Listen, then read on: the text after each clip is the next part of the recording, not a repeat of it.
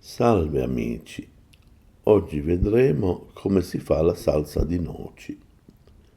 Con questa salsa, diluita con un po' d'acqua di cottura della pasta, si condiscono i panzotti, ma anche altri tipi di pasta come le farfalle o le tagliatelle.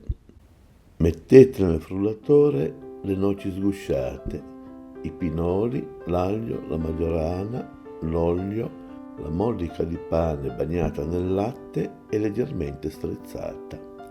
Il latte lo avrete fatto scaldare in modo che perda il sapore di crudo e poi raffreddato. Frullate e il gioco è fatto. Quella che non usate potete congelarla per averla già pronta quando vi occorre.